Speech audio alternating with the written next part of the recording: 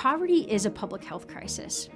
So when we look across the United States today, we can trace almost every single social problem to lack of cash or income inequality. What guaranteed income offers is this flexibility to be able to match the power of cash, the liquidity of cash, to the amount of risk that most people face in their everyday lives.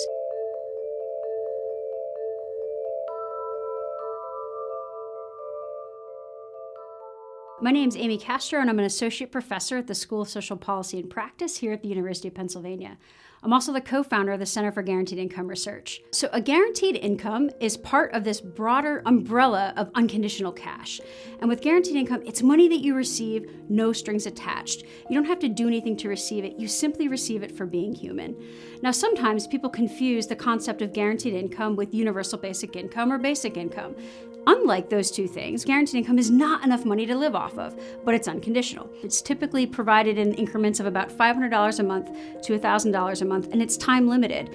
And the logic behind it is that needs are incredibly dynamic. The power that lies within GI is the fact that we allow people to be the experts on their own lives and leverage that cash or that intervention to the needs that they have in their household immediately. So in the first 6 months of payments, what we typically see are people catching up on past bills.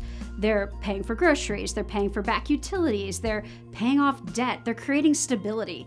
They're sort of catching up on all the stress and strain from living paycheck to paycheck. And then between months 6 and 9, that is where the magic happens. The body has finally been able to start to calm down from living in chronic stress, from not being able to make ends meet. This is also the point in time where people are then able to drop that second gig job. They're able to skip driving for Uber or Lyft on Saturday and instead stay home and spend that time with their families.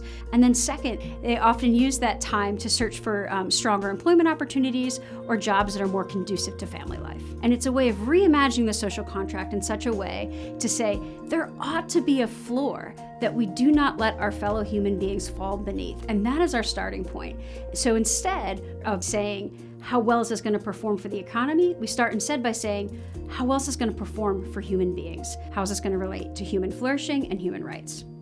The idea of guaranteed income or basic income has a long history in the United States. It goes back to the birth of our democracy, where Thomas Paine first proposed taxing wealthy landowners to provide a guaranteed income or a basic income for those who did not have access to land rights. And then with the negative income tax experiments of the 60s and 70s, then we kind of went into a quiet period. There wasn't any experimentation with cash for many decades. Then in the 2010s, Dolly Parton responded to wildfires that decimated a town in East Tennessee by providing $1,000 a month to every household that lost their home.